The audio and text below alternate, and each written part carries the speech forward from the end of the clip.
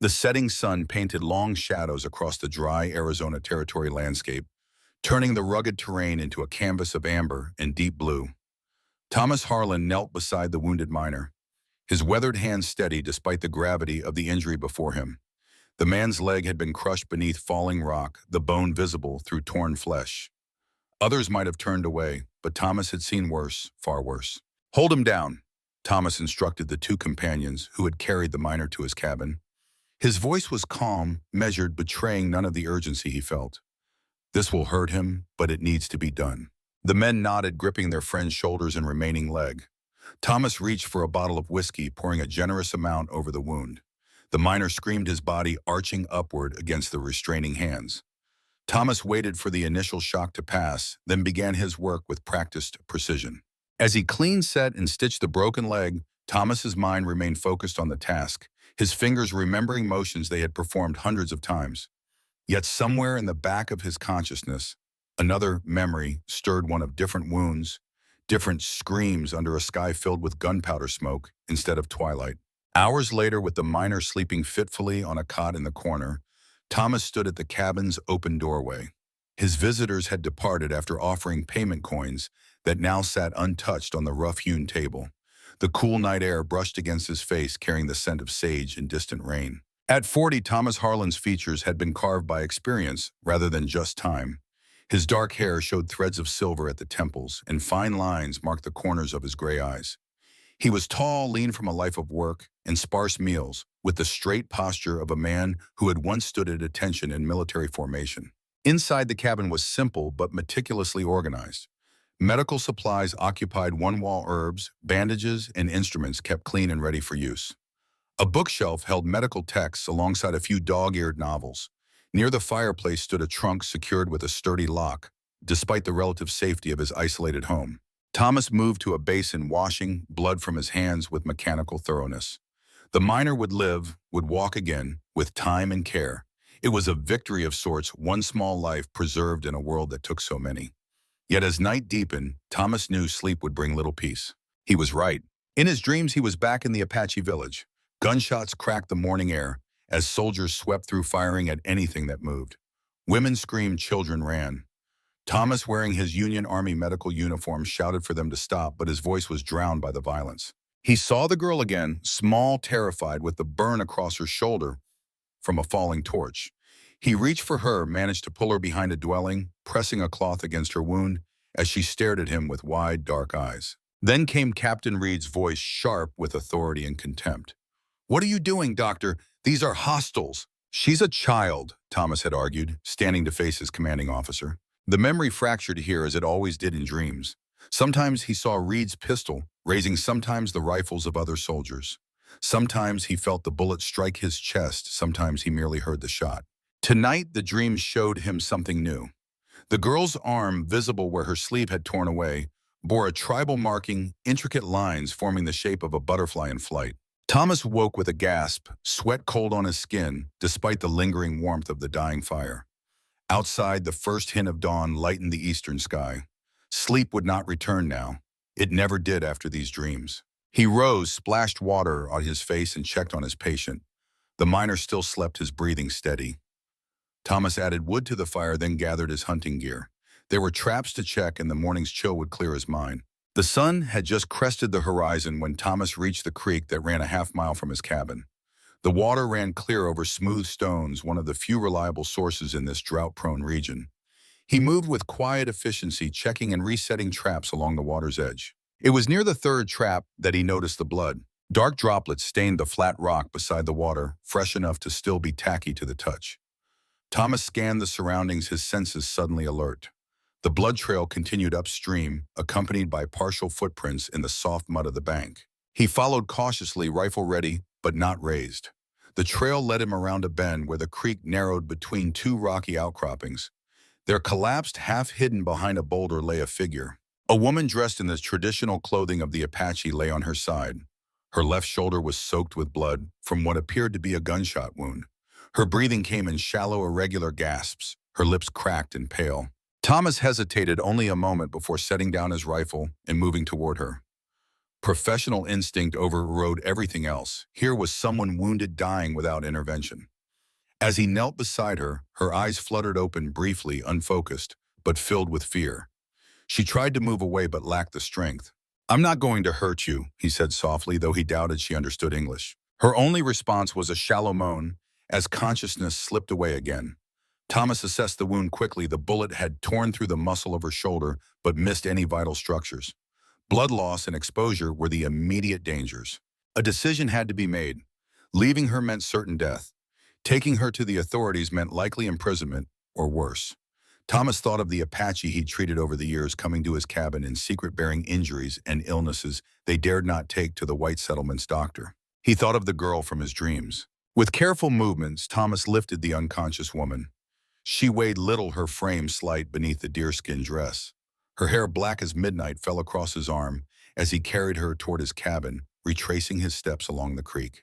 The journey back seemed longer, each step measured to avoid jarring his burden. As he walked, Thomas noticed details: the intricate beadwork on her dress, the weathered leather of her moccasins, the small medicine pouch tied at her waist. Her face, though drawn with pain, showed strength in its contours. He guessed her to be in her mid-20s, though hardship aged people quickly in this unforgiving land. Near his cabin, Thomas paused, suddenly aware of his minor patient. The man would be awake by now, and bringing in an injured Apache woman would raise questions, create potential danger for them both. But the woman in his arms had no more time for caution.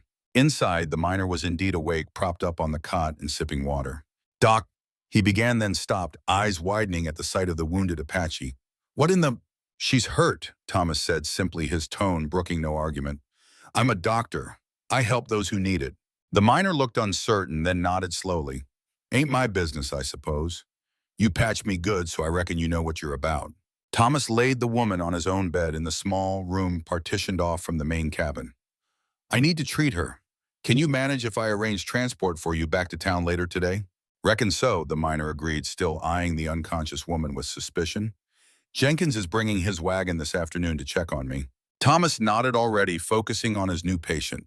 He gathered clean cloths, watered his surgical instruments, and a bottle of strong whiskey. The bullet wound needed cleaning and stitching, but first he had to revive her enough to take water. He supported her head with one hand, bringing a canteen to her lips with the other. "Drink," he urged softly. "You need water." Some instinct toward survival must have reached through her unconsciousness. Her throat worked weakly as she swallowed small amounts of the life-giving liquid. Thomas continued patiently until she had taken as much as seemed safe. Then came the harder part. He cut away the bloodied fabric around her wound, cleaned it thoroughly with water, and then whiskey. The woman stirred at the burning pain, but didn't fully wake. The bullet had passed clean through, which simplified his task. With practiced movements, Thomas stitched both the entry and exit wounds, applied a poultice of herbs to fight infection, and bandaged the shoulder firmly. Throughout the procedure, he maintained the detached focus that had served him through countless battlefield surgeries. Only when he had finished, when he had made her as comfortable as possible, did he allow himself to truly look at her. It was then that he noticed the marking on her arm revealed where he had cut away her sleeve. An intricate pattern of lines formed the unmistakable shape of a butterfly, in flight, identical to the one from his dream. Thomas recoiled slightly, a cold sensation spreading through his chest. The coincidence was too precise, too unsettling. How could he have dreamed of this exact marking on this exact woman before ever seeing her? Unless she was the girl from the village, the child he had tried to save that day, now grown into a woman. Thomas sank into a chair beside the bed, suddenly lightheaded. If this was indeed the same person, what twist of fate had brought her to his creek, to his care after all these years? And if she recognized him, what then? Would she see him as the man who tried to help, or merely as one of the soldiers who destroyed her people? By mid-afternoon, Jenkins had arrived with his wagon to transport the miner back to town.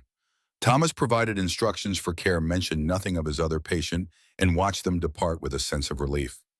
Now he could focus solely on the Apache woman, without fear of unwanted questions or loose talk in town. She remained unconscious as daylight faded, though her breathing had strengthened and her pulse was steadier.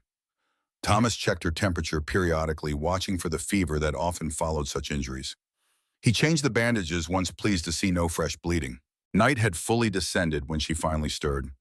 Thomas, dozing in the chair beside the bed, woke instantly at her movement.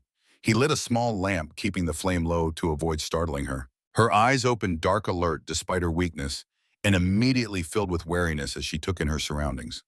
When her gaze fell on Thomas, she tensed, trying to push herself backward against the wall, despite the pain this clearly caused. "You're safe," Thomas said softly, keeping his distance. "I found you by the creek. You were shot. I'm a doctor, a healer." She watched him without response, her breathing quickened but controlled. Thomas pointed to her bandaged shoulder, then to his medical instruments on the nearby table, mimicking stitching motions. He poured water into a cup and offered it to her, placing it on the edge of the table where she could reach it without coming closer to him. After a long moment, she reached for the cup with her uninjured arm, never taking her eyes from his face. She drank deeply, the water clearly precious to her parched body. When she had finished, she surprised him by speaking in halting but understandable English. "You gave water?" Thomas nodded. "Yes, you needed it." Something shifted in her expression, not relief or gratitude, but something more complex. A kind of resignation mixed with resolve. "Water makes bond," she said, each word carefully formed. "Your people, my people, different laws. But water to wounded makes sacred bond." Thomas frowned slightly, not comprehending her meaning. "I'm not sure I understand." The woman straightened despite her obvious pain, a dignity entering her posture. "You save with water. By Apache law, you bound." She touched her chest, then gestured toward him. "Your fate now mine. My fate now yours." "And this bond," he asked carefully, "what does it require of us?"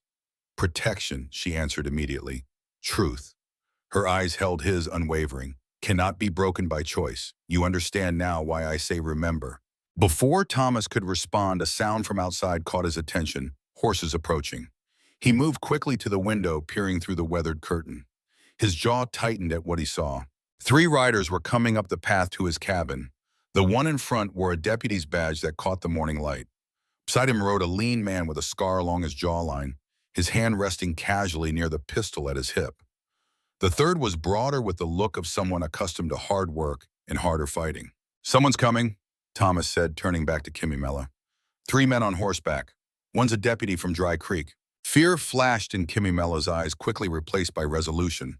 She started to rise, but Thomas gestured for her to stay put.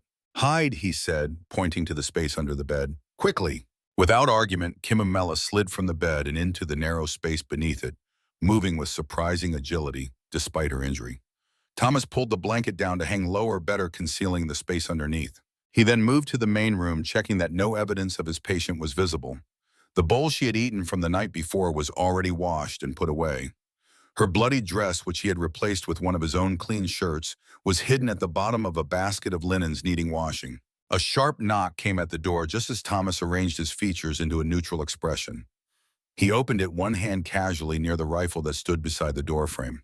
"Deputy Farnham," he greeted the man in front, recognizing him from occasional visits to town. "What brings you out this way?" Farnham was a weathered man in his 50s with graying hair and the perpetually suspicious eyes of a career lawman. "Dr. Harlan," he nodded. "We're tracking a fugitive. Apache woman ran off from some men near Red Hollow 2 days back. Stabbed one of them pretty bad before she took off." "That's so." Thomas kept his expression mildly interested but not overly concerned. "Haven't seen any Apache around here lately. Not since I treated Walking Fox's boy for fever last month." The scarred man leaned forward in his saddle. "Tracks lead this direction, Doc. She was bleeding too. Shot in the escape." His eyes narrowed. "You being a doctor and all, thought she might have come looking for help." Thomas shook his head. "I'd have noticed a wounded Apache woman, I think. Been here all week, except for a trip to check my traps yesterday morning." Farnham studied Thomas's face. "Mind if we take a look around, just to be thorough?" It wasn't really a question. Thomas stepped back, gesturing them inside. "Help yourselves. Not much to see." The 3 men entered, Farnham and the scarred man looking around the main room, while the broader man moved toward the bedroom doorway. "Had a patient yesterday," Thomas commented, nodding toward the cot where the miner had lain. "Jenkins took him back to town in the afternoon. Broken leg from a mine collapse." "That'd be Simmons," Farnham nodded. "Heard about that." The broader man peered into the bedroom, his hand resting on his gun belt. "Just your bed in here, Doc." "That's right," Thomas answered, his heart rate increasing despite his calm exterior. "Not much need for more when you live alone." The man grunted, taking a step into the room. Thomas fought the urge to stop him, knowing it would only raise suspicion. Instead, he turned to Farnham. Deputy, if there is an injured Apache woman out there, I prefer to know about it. Untreated gunshot wounds can turn gangrenous quickly in this heat. Farnham scratched his stubbled chin. Well, she's done worse than get herself shot. Ben Larrabee's laid up with a knife wound that's looking bad. Says she took his hunting knife and his horse too, after he paid good money for her fair and square. Thomas kept his expression neutral with effort. Paid for her. The scarred man spat on the floor, earning a glare from Thomas. Trade with some Mexicans down south, all legal and proper. Apache's been off the reservation for months from what we hear. No tribe to claim her. The casualness with which they discussed human ownership made Thomas's stomach turn, but he maintained his composed facade. The broader man emerged from the bedroom, shaking his head at Farnham. Nothing in there, not even under the bed. He looked at Thomas. You got a cellar, Doc? Anywhere else she might be hiding? Just the shed out back, Thomas replied. Only big enough for firewood and some tools. Farnham nodded to the scarred man who stepped outside to check the shed. Thomas used the moment to study the deputy more carefully. Farnham didn't seem entirely comfortable with his companions or their mission, but was going along with it nonetheless, perhaps out of duty, perhaps from lack of concern for an Apache's welfare. The scarred man returned, shaking his head. Nothing out there neither. Farnham sighed, adjusting his hat. Well, Doc, if you do see her, you send word to town right away. She's dangerous, and Larabi's brother here, he nodded to the broader man, has a right to recover his property. Thomas nodded non-committally. I'll keep an eye out. As the men prepared to leave, the scarred man paused, looking back at Thomas with narrowed eyes. You know, you look familiar somehow. We met before. Thomas felt a cold sensation in his chest, but kept his expression neutral. I've been the doctor around these parts for almost 4 years. Probably treated someone you know. The man continued staring for an uncomfortable moment, then shrugged. Guess that's it. He followed the others outside. Thomas stood in the doorway watching as they mounted their horses. Which way are you heading now? He asked, trying to sound merely curious. North Fork, Farnham answered. Tracks seemed to head that way too before we lost them near your creek. Thomas nodded. Good hunting then. He remained at the door until the riders had disappeared around the bend in the trail, then quickly closed and bolted it. He moved to the bedroom, kneeling beside the bed. They're gone, he said quietly. Kimimela slid out from the hiding place, her face tight with pain from the cramped position. She sat on the edge of the bed, her good hand clenched into a fist. You lie for me, she stated, studying his face with new intensity. I did. Why? Thomas hesitated, sorting through his own complex motivations. They weren't looking to help you, and no human being should be bought and sold like cattle. Kimimela's eyes never left his face. Man with scar, you know him. No, Thomas shook his head, though he seemed to think he recognized me from somewhere. He is bad man, Kimimela said with quiet certainty. Hurt women. Laugh when they cry. A shadow passed over her face, suggesting personal experience with such cruelty. Thomas felt anger rising at the implication, but kept his voice steady.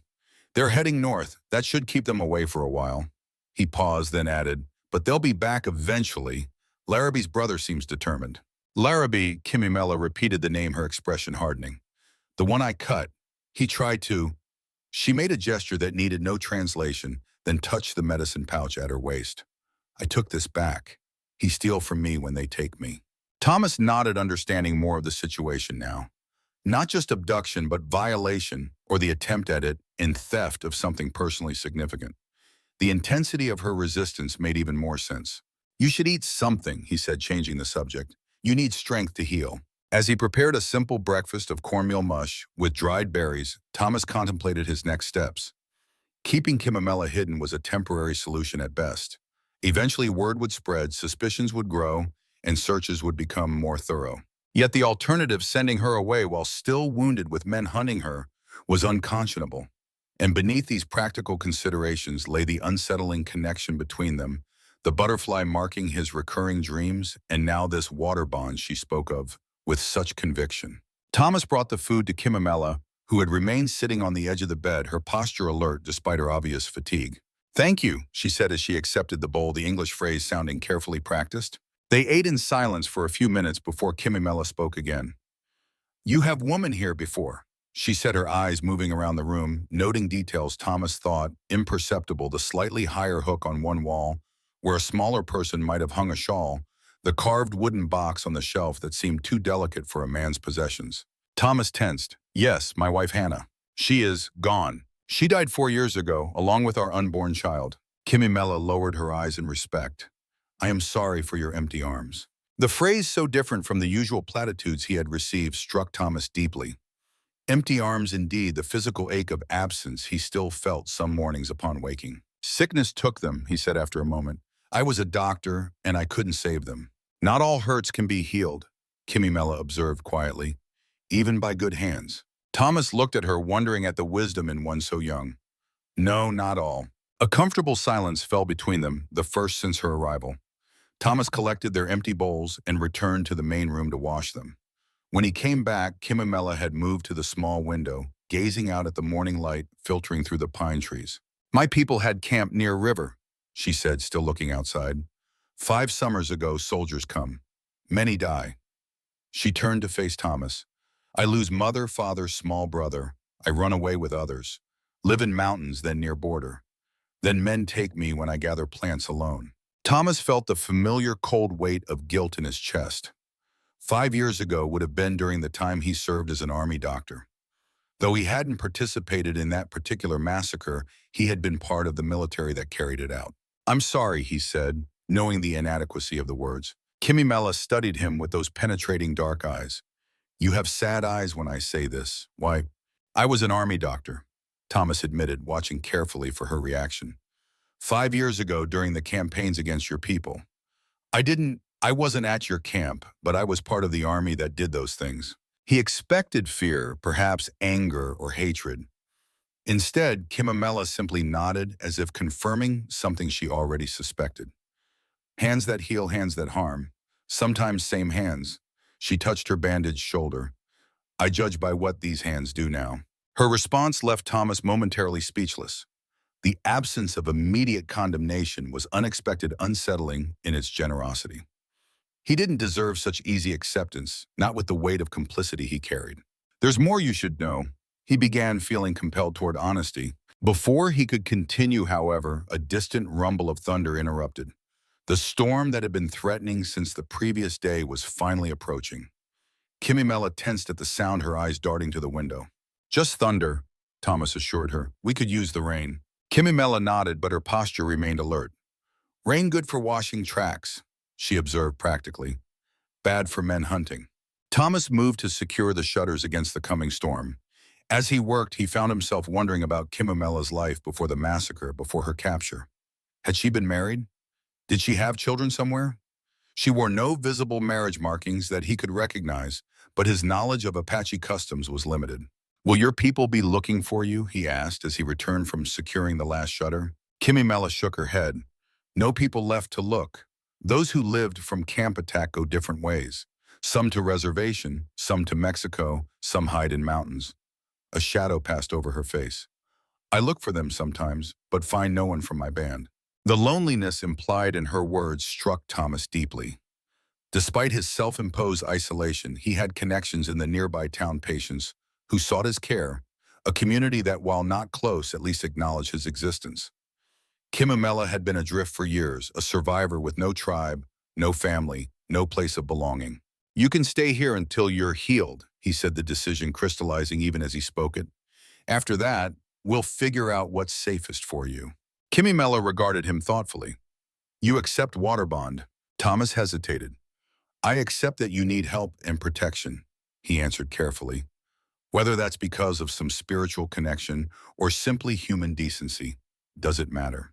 It matters, she said with quiet certainty, but answer is good for now. The storm arrived in earnest, then rain lashing against the cabin and heavy waves driven by gusting wind. Thomas built up the fire to combat the sudden chill, the familiar tasks of domestic survival filling the hours as day turned gradually toward evening. As darkness fell, the storm intensified. Lightning flashed with increasing frequency, followed by crashes of thunder that seemed to shake the very foundations of the cabin. Thomas noticed that each thunderclap made Kimimela flinch slightly, though she tried to hide her reaction. The sound bothers you, he observed, offering her a cup of tea made from herbs he kept for calming nervous patients. Kimimela accepted the cup but shook her head. Not thunder, the sound. She searched for words. Like guns but bigger. Reminds me of soldiers. The simple admission revealed volumes about her experiences. Thomas understood immediately he had treated many former soldiers who reacted similarly to sudden loud noises, their minds instantly returning to battlefields years behind them. "I know what you mean," he said quietly. "Sometimes when I'm treating a patient with a serious wound, I find myself back in the field hospitals during the war. Smells, sounds, they can bring it all back in an instant." Kimimela studied him over the rim of her cup. "You fight in big war, white man against white man." Thomas nodded. "I was a surgeon for the Union, the Northern States. I never carried a weapon, only my medical bag, but I saw more death in those years than most soldiers." "You have healer spirit," Kimimela said with certainty. "In my tribe, such people special. Walk between worlds of living and dying. Touch both, but belong to neither." The description resonated uncomfortably with Thomas's own sense of displacement, the feeling that had followed him from the war through his marriage and into his current solitary existence. A particularly violent crash of thunder rattled the windows, and Kimimela's cup trembled in her hand. Without thinking, Thomas moved to sit beside her on the edge of the bed, close but not touching. "When I was a boy," he said, keeping his voice gentle, "my mother told me thunder was just the clouds talking to each other. They were so far apart, she said that they had to shout to be heard." Kimimela's lips curved slightly. "My grandmother said thunder is spirits of ancestors reminding us they watch over us." The smile faded. "I wonder sometimes if they still watch after so much death." "I wonder that too," Thomas admitted. They sat together as the storm raged, two survivors of different wars finding momentary shelter in shared understanding. When Kimimela eventually drifted to sleep, exhausted by injury and emotion, Thomas covered her with a blanket and returned to his chair in the main room. Outside, the storm continued its assault on the landscape water, reshaping the earth as it had for eons before humans brought their own storms of violence to this ancient land. Inside, Thomas Harlan kept watch, his mind filled with thoughts of butterfly markings, water bonds, and the strange workings of fate that had brought Kimimela to his door. As rain drummed against the roof, he wondered if perhaps they had both been drowning in their own ways, he in guilt and solitude, she in loss and persecution. And perhaps in giving water to the wounded, he had inadvertently found a path toward his own salvation. The storm broke with the dawn, leaving behind a washed landscape that gleamed under the early morning light. Puddles dotted the path leading to Thomas's cabin, and water dripped steadily from pine needles and roof edges.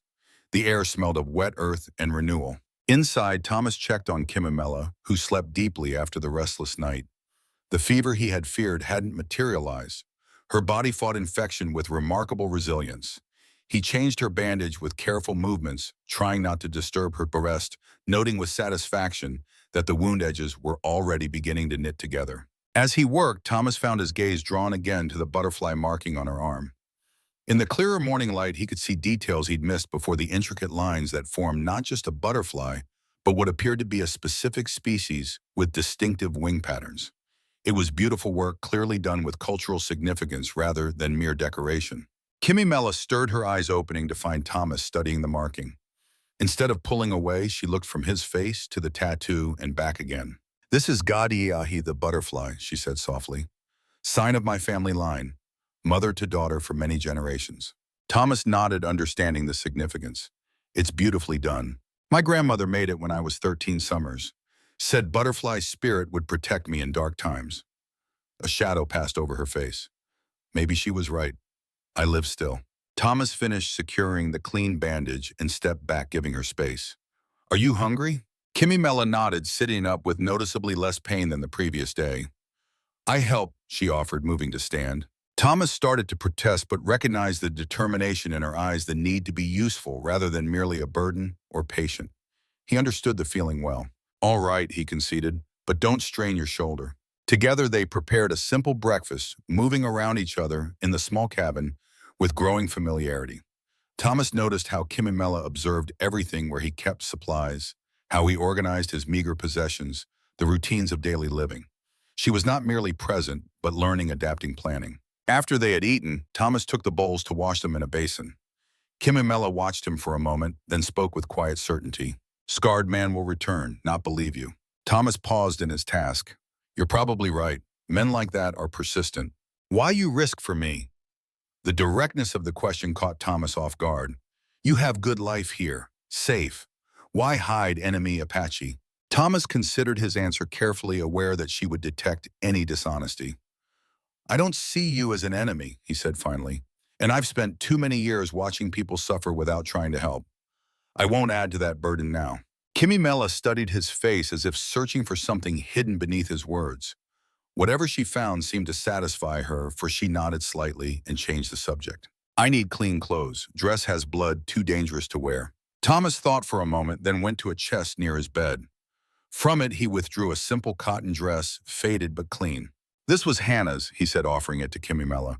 She was taller than you, but perhaps it can be adjusted. Kimmy Mela accepted the dress with careful hands, her expression solemn at the significance of the gift. I honor her memory by wearing it, she said, not as a question, but as a promise. She would have wanted it used rather than stored away. Thomas replied, his voice steady despite the pang of memory the garment evoked. With Thomas's back turned for privacy, Kimmy Mela changed from his lone shirt into Hannah's dress. When he turned back, he found her examining her reflection in the small mirror that hung on the wall. The dress was indeed too large, hanging loosely on her smaller frame, but with a few quick adjustments, a knot here, a fold there, she had made it serviceable. Thank you, she said, meeting his eyes in the mirror's reflection. For dress, for water, for truth. Thomas nodded, not trusting himself to speak past the unexpected tightness in his throat. There was something powerful in seeing Hannah's dress given new life, worn by a woman so different and yet similarly strong in her own way. The moment was broken by the sound of hoofbeats on the rain-softened earth outside a single rider, approaching at an unhurried pace. Thomas moved quickly to the window, peering cautiously through a gap in the curtains. Jenkins, he identified with relief, recognizing the older man's distinctive slouched posture in the saddle. He runs the general store in town. A friend, I think, though it's best if he doesn't see you. Kimmy Mela needed no further prompting. She moved soundlessly to the bedroom, closing the door behind her with barely a click. Thomas composed himself and opened the front door just as Jenkins was dismounting. Doc, Jenkins greeted him with a nod, tying his horse to the hitching post. Thought I'd check if you needed anything after that storm. Creeks running high might wash out the lower trail for a day or two. Jenkins was in his 60s with a weathered face that recorded decades in the western sun. His thinning white hair was covered by a well-worn hat, and his clothes, while clean, showed the practicality of a man who valued function over appearance. He carried a small parcel wrapped in brown paper. Come in, Thomas invited, holding the door. Coffee's still hot. Jenkins stepped inside, his sharp eyes taking in the cabin with the casual thoroughness of a man accustomed to inventory. Simmons is doing well, by the way. Says you likely saved his leg. Thomas poured coffee into 2 tin cups. Good to hear. I was concerned about infection. Jenkins accepted the coffee and settled into a chair by the fire which Thomas had rebuilt that morning.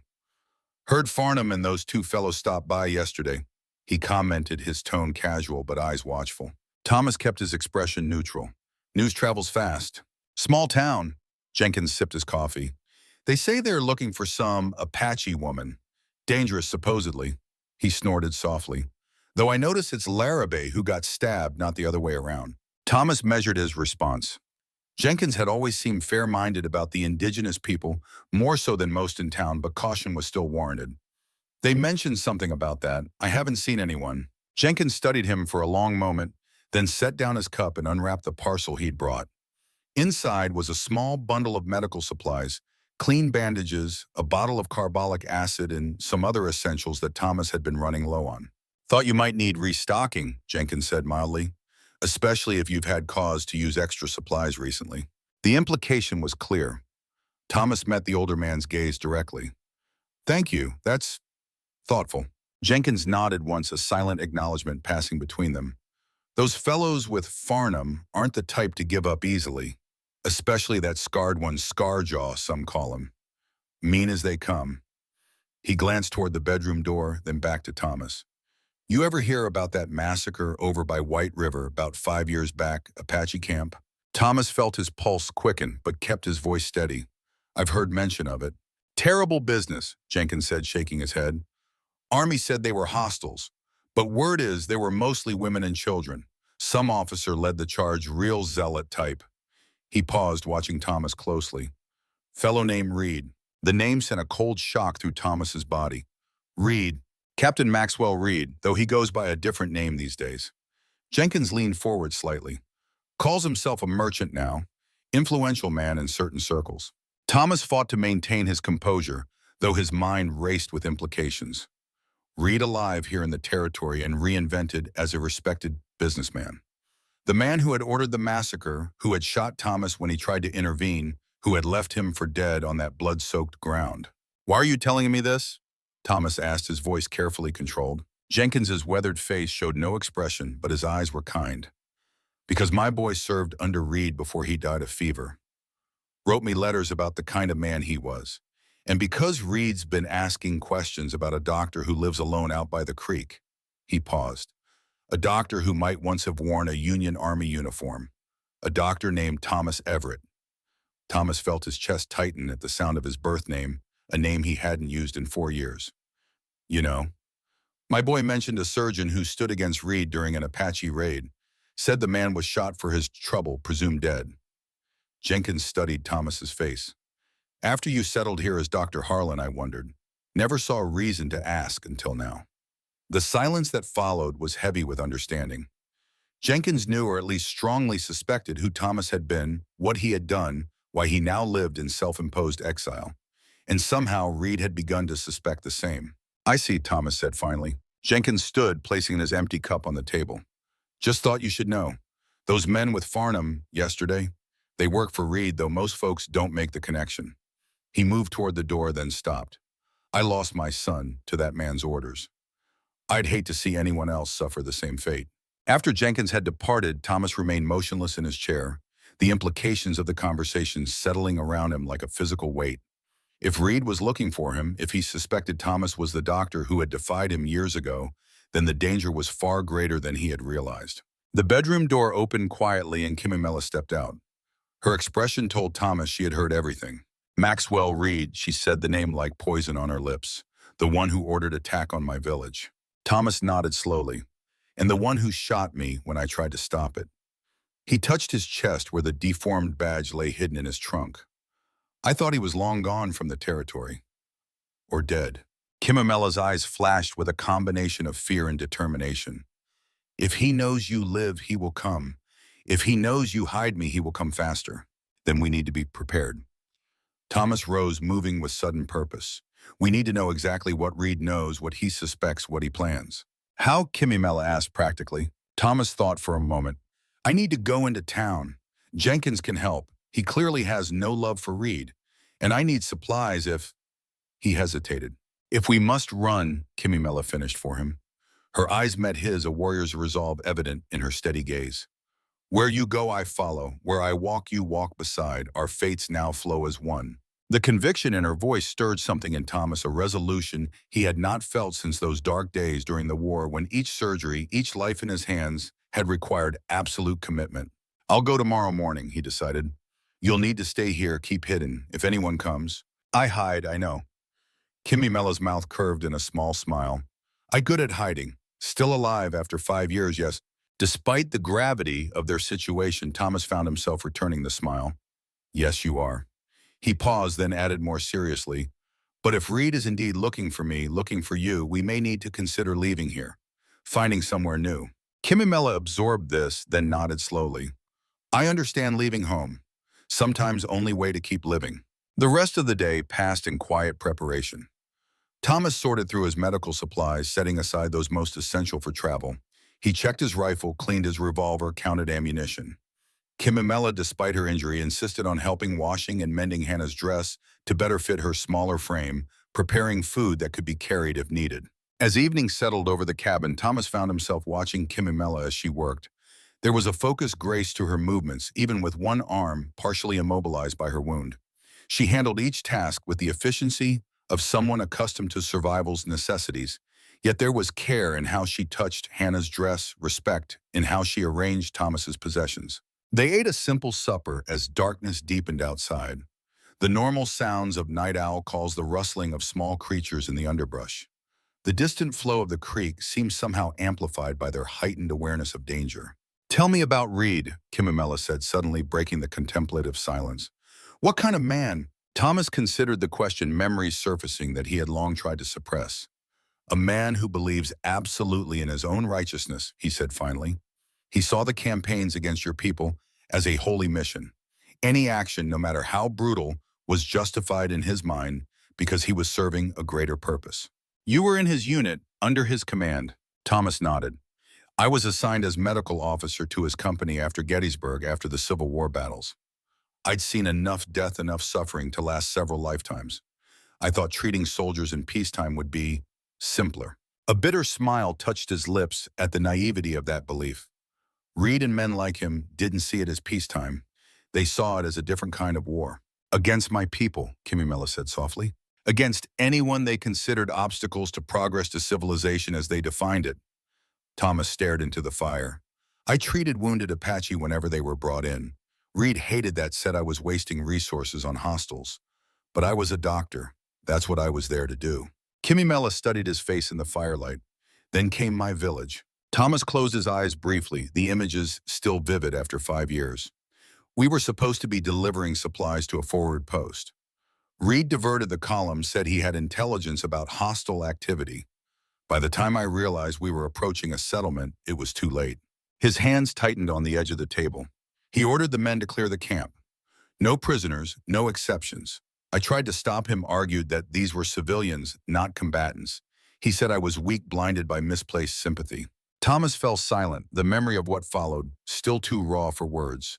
The sounds of gunfire screams, the smell of burning wickiups. His desperate attempt to save at least some of the children, the confrontation with Reed, the searing pain of the bullet striking his chest.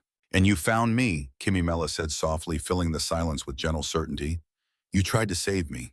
Thomas looked up, meeting her eyes across the table. You were so small, burned, terrified. I managed to hide you behind a storage hut, tried to treat your wound. That's when Reed found me. His hand moved unconsciously to his chest. He shot me, left me for dead. I don't know how you escaped after that. Other Apache found me, Kimimela explained. Those who ran to hills when shooting started. They take me away, heal me. Her hand drifted to her scarred shoulder. But I never forget man with sad eyes who tried to help. The one soldier who saw me as child, not enemy. For many weeks I hide in mountains with old woman called Nasha. Kimimela continued, her voice steady despite the painful memories. She lose everyone, 2 grandsons all killed. She teach me survive. Heal my shoulder with herbs and prayers. She touched the butterfly, marking on her arm, tracing its outline with her finger. When shoulder heals, she finished my marking, said butterfly spirit already choose me, when soldier with kind eyes save me, said marking would remind me I am free even when trapped. Thomas listened in silence, struck by the resilience in her calm retelling. After one winter, soldiers find our hiding place. Old Nasha tell me run and while she distract them. I never see her again. Kimimela's eyes grew distant. I travel south, find small group of Apache hiding near border. Not my band, but they take me in. For 3 years, we move always, never safe, never home. When soldiers push too close, we cross into Mexico. Then why return north, Thomas asked. Why risk coming back to territory? 2 reasons, Kimimela replied. First, rumors come that Apache children taken from reservation, not just killed, but stolen. My people's children. Her jaw tightened. Second, medicine woman in Mexico have vision. Tell me man who saved me, still alive, still waiting. Say our paths cross again, like rivers joining. She looked directly at Thomas. I not believe second reason then. Thought you dead. But first reason enough to return. Then men catch me near river and rest, you know. The simple statement hung in the air between them, profound in its forgiveness, overwhelming in its grace. Thomas felt unworthy of such understanding, such absolution. I should have done more, he said, the words inadequate against the weight of memory. I should have stopped them sooner, saved more people. Kimimela shook her head. One man against many with guns. You did what you could. She touched her butterfly marking. Grandmother said life is like butterfly, always changing shape, but same spirit inside. Maybe you saved me so many years ago so I could help you now. Balance in all things. Thomas considered her words, finding in them a perspective he had never contemplated, that perhaps his failure was not complete, that one life saved might lead to unexpected redemption. A comfortable silence settled between them as the fire burned lower. Thomas added another log, watching the sparks rise up the chimney into the night beyond. When he turned back, he found Kimimela examining the small wooden horse he kept on the shelf near his medical books. You made this, she stated rather than asked, her fingers tracing the carefully carved lines. For my son, Thomas confirmed, while Hannah was still carrying him. It has strong spirit, Kimimela said. Good protection for child on other side. The observation offered without pity or platitude touched Thomas deeply. He had never considered that his careful work might somehow reach beyond the physical realm, might still serve the purpose for which it was created. Thank you, he said simply. Kimimela replaced the horse on the shelf with reverent care, then turned to face Thomas fully. Tomorrow you go to town. Dangerous for you, for me if they follow. Jenkins will help us. I believe that now. She nodded. Good men see truth, but not all see truth. Some only see what they want. She hesitated, then added, I have dreamed last night. Dream of butterfly and water and fire, all mixed together. Warning dream, my people would say. Thomas had learned to respect such intuitions, having seen too many instances where dreams and premonitions proved uncannily accurate. What do you think it means? That path ahead twists like creek through mountain. Her dark eyes held his, solemn with the weight of foreknowledge.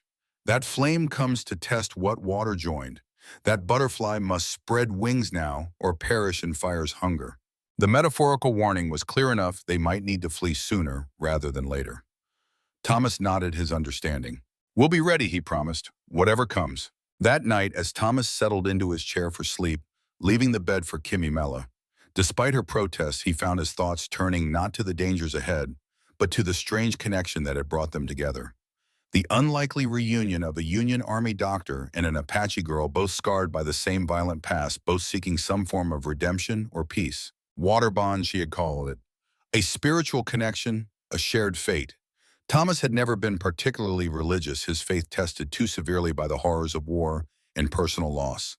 Yet he could not deny the strange sense of purpose he felt since finding Kimimela by the creek, as if some greater design were at work. His last thoughts before drifting into sleep were of butterflies emerging from chrysalides, transforming from one state of being into another entirely different, yet somehow the same. Morning came clear and bright, the storm's aftermath evident in the pristine quality of the air and the vibrant colors of the landscape.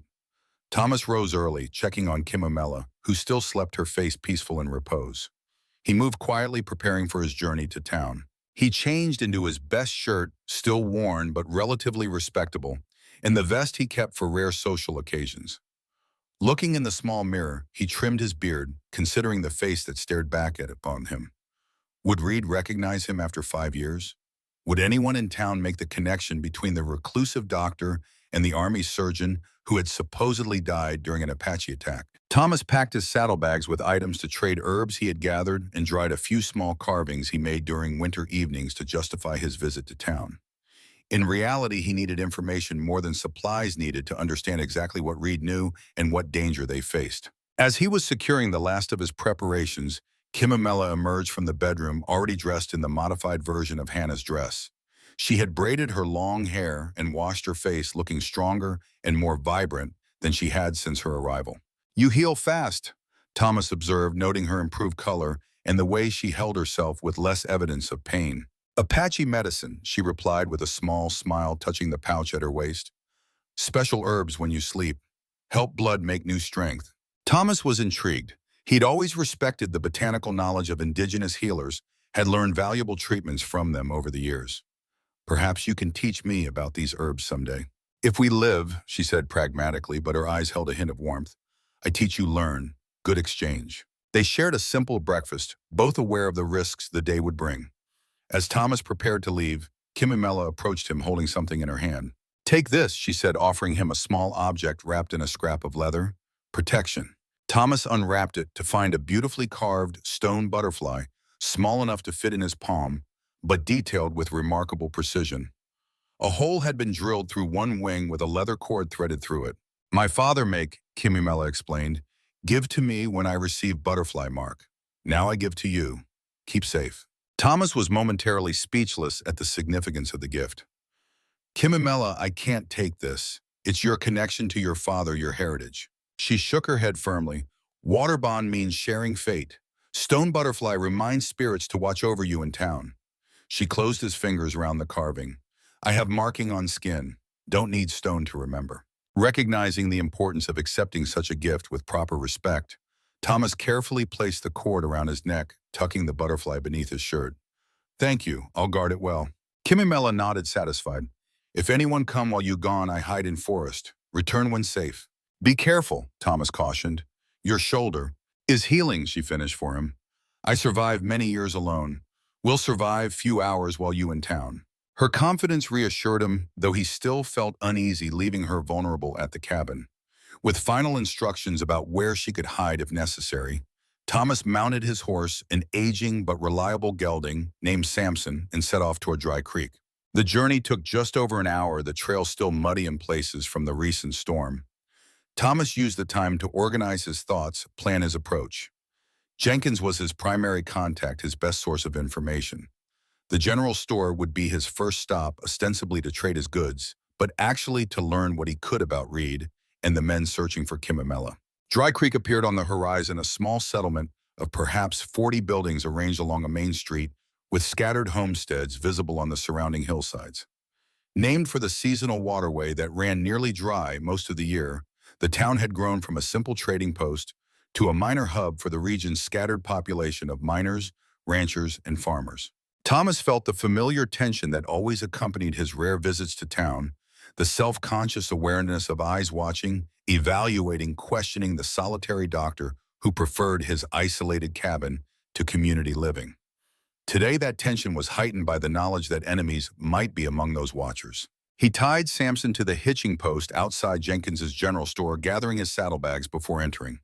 The familiar bell above the door announced his arrival, drawing the attention of the few customers browsing the merchandise-laden shelves. Jenkins looked up from behind the counter, his weathered face showing no surprise, but his eyes communicating silent understanding. "Doc Harlan," he greeted with a nod. "What brings you to town today?" "Thought I'd restock after the storm," Thomas replied, setting his saddlebags on the counter. "And I've brought some items to trade if you're interested." "Always am." Jenkins turned to his other customers, a woman with 2 children examining fabric bolts. "Mrs. Thornton, you take your time deciding. I'll be with you directly." He gestured Thomas toward the back of the store where a small office provided privacy. Once inside, with the door partially closed, Jenkins spoke in a lower voice. "Glad you came in. Things have been happening." Thomas felt his pulse quicken. "What kind of things?" Reed's been asking more questions. Specific ones. Jenkins's expression was grave. About a union doctor who might have survived that massacre 5 years back. About where you came from, how long you've been here. Thomas absorbed this with growing concern. He suspects then. More than suspects, I'd wager. Jenkins leaned against his desk. "And there's talk about that Apache woman, too. Reed's telling folks she stole something valuable from him, not just Larrabee's knife. Says she needs to be found and brought to justice." "What did she supposedly steal?" Jenkins shook his head. "He doesn't say specifically, but whatever it is, he wants it back badly enough to offer a substantial reward." This new information shifted Thomas's understanding of the situation. Perhaps Kimamela's value to Reed wasn't just as a runaway captive or a connection to Thomas's past. Perhaps she had taken something truly significant during her escape, something that threatened Reed in some way. "Is Reed in town now?" Thomas asked, already planning his next move. "No, thank Providence. He's at his estate outside of White Springs." Jenkins named a settlement about 20 miles to the east. "But those men who were with Farnham, they're staying at the Dry Creek Hotel, been drinking heavily at the saloon, talking big about catching that Apache woman and collecting Reed's reward." Thomas nodded, processing this information. "And Farnham? Where does he stand in all this?" "Farnham's a decent sort at heart, though he follows the law as written, not always as it should be." Jenkins sighed. He doesn't like Reed's men much, that's clear enough. But he's obligated to pursue anyone accused of a crime, and stabbing Larrabee qualifies justified or not. "I need to know exactly what Reed is telling people," Thomas decided.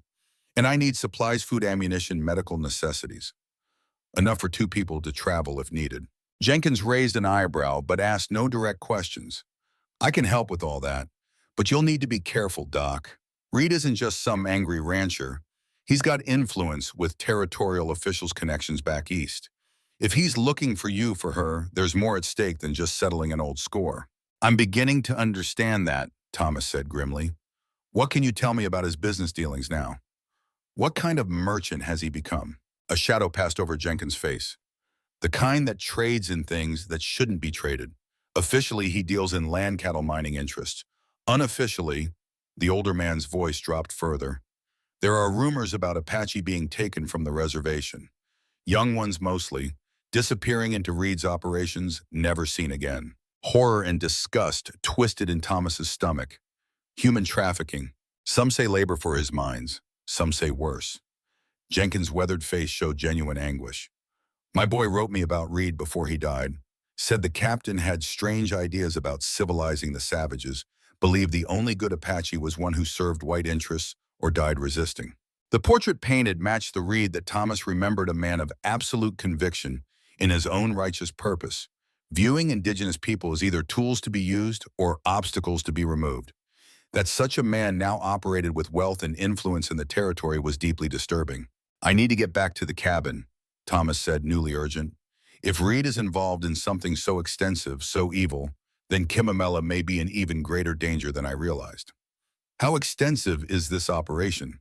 Thomas asked, keeping his voice low despite his growing anger. Jenkins glanced at the store's entrance to ensure they were still alone. From what I've pieced together, Reed runs what he calls labor acquisition across 3 territories. Has contracts with mining operations, ranchers, even some households back east, looking for domesticated Indians as servants. The old man's disgust was evident in his tone. Started small after the war, just a few Apache he'd captured during pacification missions. Calling it his civilizing program. Army leadership looked the other way since he delivered results. Jenkins leaned closer. When he left the military, he turned it into business. Now has agents at San Carlos and other reservations identifying Apache who won't be missed. Territorial officials get a percentage of every sale. Thomas felt physically ill. And no one stops this. Anyone tries, they disappear or get discredited. Reed's connected all the way to Washington, got medals for Indian pacification that opened mining routes. Jenkins shook his head. Worst part is the children. Word is he separates families deliberate, like adults to mines, children elsewhere. To where wealthy households mostly, Reed calls it cultural assimilation, promises to turn savage children into civilized servants, charges extra for young ones who can be properly molded. Jenkins couldn't hide his revulsion. Had a customer come through last month, fancy woman from Boston visiting her brother. Bragged about her authentic Indian ward back home, how Reed personally guaranteed the child was fully domesticated. Thomas thought of Kimimela's butterfly marking of the child he'd tried to save 5 years ago. How many others had been taken, their identities stripped away, their heritage erased? That document Kimimela took, Jenkins continued, must be damning evidence. Reed's too careful to panic over a simple Apache runaway. Whatever's on that paper could bring down his whole operation and half the territorial government with it. Let me gather those supplies for you, Jenkins offered, moving toward the door. And Doc, whatever you decide to do next, know that you have at least one ally in town. Thomas followed Jenkins into the main store, maintaining the pretense of ordinary business, while the older man assembled the requested supplies. Mrs. Thornton had completed her selection of fabrics and was now at the counter, her children fidgeting beside her. As Thomas waited, the store's bell rang again. He turned instinctively toward the sound and felt his blood freeze in his veins. The man entering was tall and lean, with a scar running from the corner of his left eye down his jaw. The man called Scarjaw, one of Reed's men who had accompanied Farnham to the cabin. His cold eyes swept the store, passing over Thomas with only momentary attention before focusing on Jenkins. Need tobacco, he announced without preamble, moving toward the counter. Thomas turned slightly away, adjusting his hat lower, cursing the bad timing. He busied himself examining a shelf of canned goods, acutely aware of the man's presence just feet away. Certainly, sir, Jenkins replied with professional courtesy, though Thomas noted the slight stiffening of the older man's posture. Just as soon as I've finished with Mrs. Thornton. Scarjaw grunted impatiently but made no protest, leaning against the counter. His gaze wandered around the store again, this time lingering longer on Thomas. You look familiar, he said, suddenly pushing off from the counter and taking a step toward Thomas. Ain't you that doctor from out by the creek? Thomas turned slowly, forcing his expression into one of polite acknowledgement. That's right, Thomas Harlan. Scarjaw's eyes narrowed slightly. We were out your way yesterday, looking for that Apache woman. I remember, Thomas replied evenly. Any luck finding her? Not yet. The scarred man studied Thomas's face with uncomfortable intensity. But we will. Reed's offering $50 now for whoever brings her in, dead or alive. Thomas maintained his neutral expression despite the chill that ran through him at the casual mention of Kimimella's potential death. Seems a high price for one person. She took something doesn't belong to her. Scarjaw's hand drifted to the knife at his belt. Something valuable, personal to Mr. Reed. I see. Thomas turned as if to resume his shopping, hoping to end the conversation. But Scarjaw wasn't finished. You know I've been trying to place where I seen you before. Earlier than yesterday, I mean. Thomas felt sweat forming on his back despite the coolness of the store. I've been the doctor in these parts for 4 years. Treated a lot of people. Nah, that ain't it. Scarjaw stepped closer, his voice dropping. You ever serve in the army? Before Thomas could answer, Jenkins intervened smoothly. Your supplies are ready, Dr. Harlan. Just let me finish with this gentleman, and I'll settle your account. The interruption broke the tension momentarily. Scarjaw, distracted by the prospect of completing his own business, moved back to the counter as Mrs. Thornton gathered her purchases and ushered her children toward the door. Thomas took the opportunity to retreat slightly, positioning himself near the exit while Jenkins served Scarjaw with deliberate slowness, asking unnecessary questions about his preference in tobacco cuts and offering various alternatives.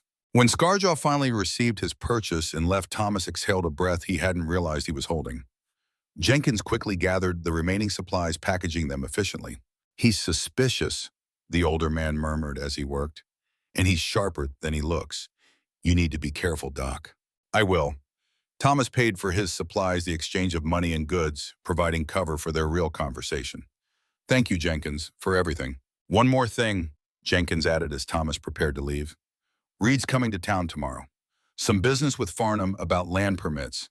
If you're planning anything, don't wait too long. The warning added new urgency to Thomas's already accelerated plans.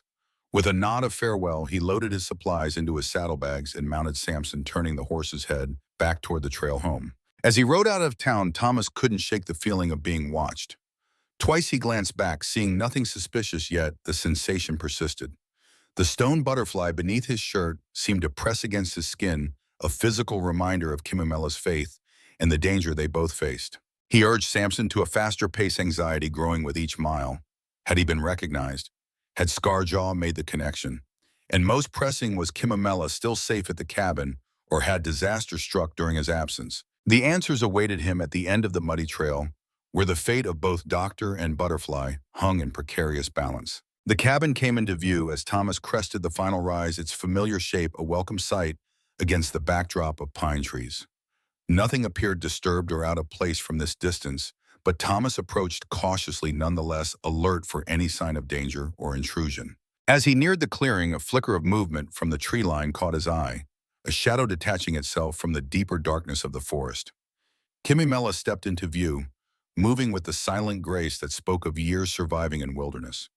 Her expression showed relief at his return, but her posture remained vigilant. You alone? She asked quietly as he dismounted. Yes, Thomas assured her, leading Samson toward the small corral behind the cabin. But we may not have much time. Reed is coming to town tomorrow, and his men are already suspicious. Kimimella followed him, helping to unsaddle the horse despite her injured shoulder. Men came while you gone, she informed him calmly. 2 riders, circle cabin-looking windows. I hide in forest. Thomas felt a surge of alarm. Did they see you? Did they enter the cabin? No, they just look, then ride north. Kimimella's dark eyes met his. They will return. I feel this. Thomas nodded grimly as they carried the supplies inside.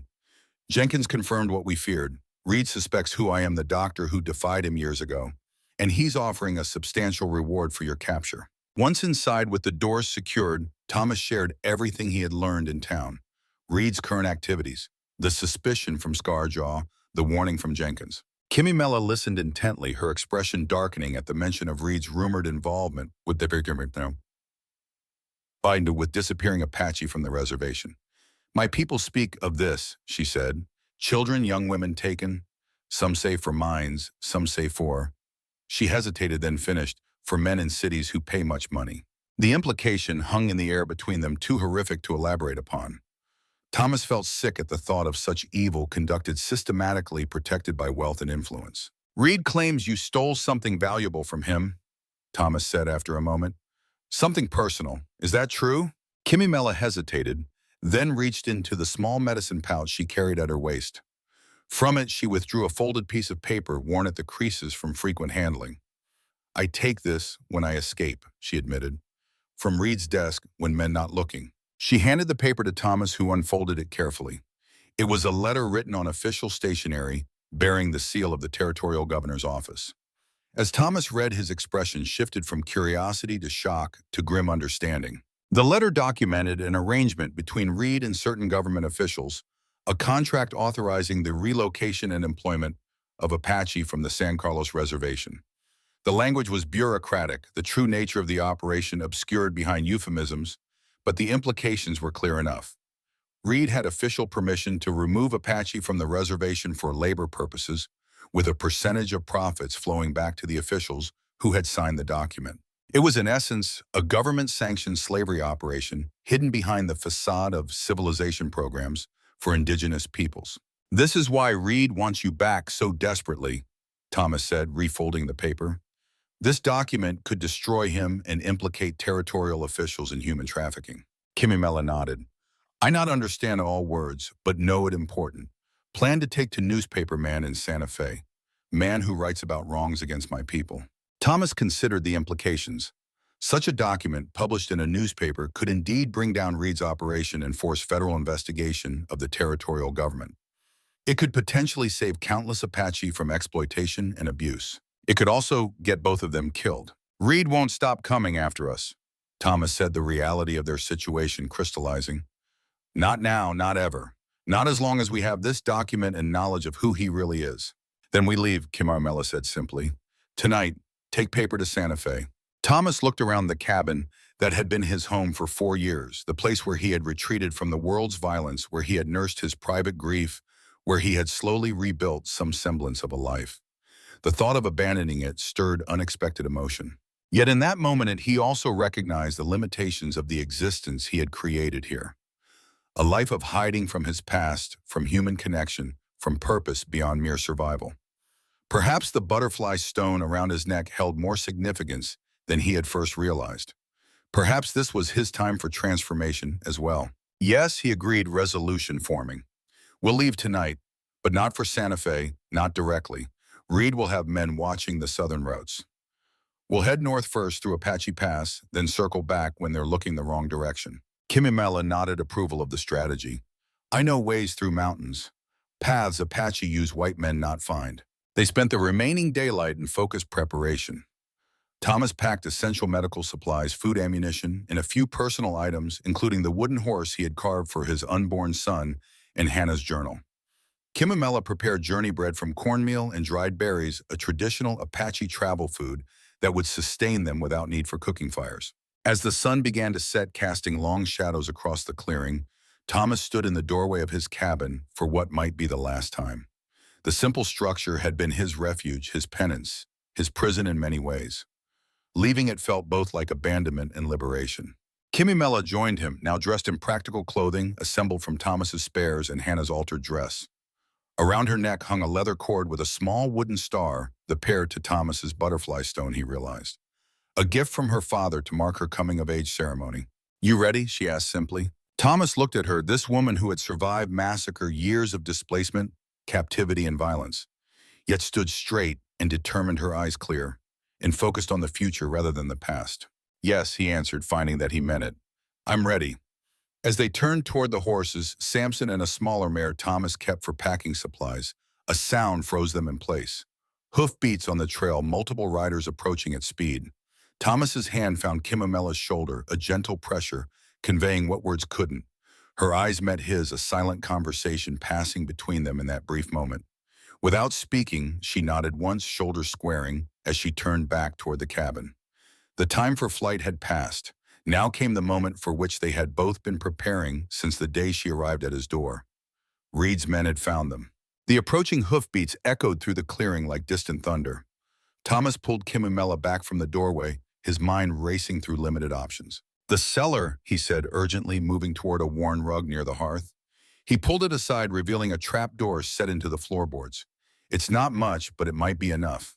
Kimimela shook her head, her expression resolute. "No, I not hide like hunted animal anymore." She reached for the rifle propped beside the door. "We face them together, water bond." Thomas recognized the steel in her voice, but pragmatism overruled pride. "There are too many," he reasoned, hearing at least 4 distinct horses. We need to be alive to get that document to Santa Fe.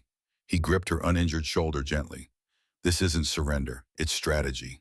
After a tense moment, Kimimela gave a single sharp nod. She pressed the document from her medicine pouch into Thomas's hand. You keep. Safer with you if they search me.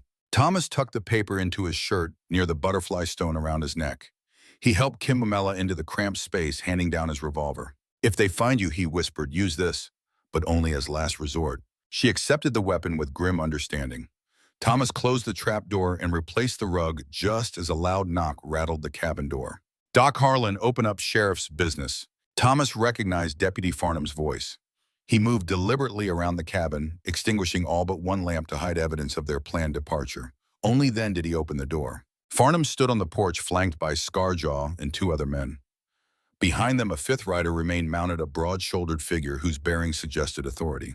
Deputy, Thomas greeted, his voice carefully neutral. What brings you out here so late? Search warrant, Farnham replied, holding up a paper. Information's come to light that you might be harboring a fugitive. Thomas stepped aside to allow them entry. The men filed in immediately, spreading out to search the small space. Farnham conducted the search with professional thoroughness, but without the aggressive zeal of the others. The mounted rider outside finally dismounted and entered the cabin. Even without introduction, Thomas recognized him instantly. 5 years had added silver to his temples, but Captain Maxwell Reed's piercing eyes remained unchanged. Cold, calculating, filled with self-righteous conviction. Dr. Harlan, Reed said, his voice pleasant yet undercut with steel. Or should I say, Dr. Thomas Everett, formerly of the Union Army Medical Corps. The use of his full military name confirmed Thomas's worst fears. Reed had identified him. I go by Harlan now, Thomas replied, my mother's maiden name. Reed smiled thinly. A convenient change, especially for a man believed dead after an unfortunate Apache attack. He glanced around the cabin. You've come down in the world, doctor, from respected military surgeon to backwoods physician. I prefer it here, Thomas said simply, fewer complications. Reed laughed, the sound entirely without humor. Indeed, until complications found you again. His expression hardened. Where is she, Thomas? Who? The Apache woman. The thief. Reed moved closer, his voice dropping. Did she tell you what she stole from me? Did she explain its significance? As I told the deputy yesterday, I haven't seen any Apache woman. Reed studied Thomas's face with unsettling intensity. You were always a poor liar, doctor. Continue the search. Check every corner, every possible hiding place. The men resumed with renewed vigor. Thomas watched tensely as they moved dangerously close to the hearth and the hidden cellar beneath. Reed continued as if they were having a civilized conversation. You know, I thought you were dead. Shot through the heart during that regrettable incident. His eyes narrowed. And then, most interesting of all, this same doctor is suddenly visited by an Apache woman fleeing my associates. Quite a coincidence, Thomas remarked dryly. There are no coincidences in a well-ordered universe, doctor. Only providence and design.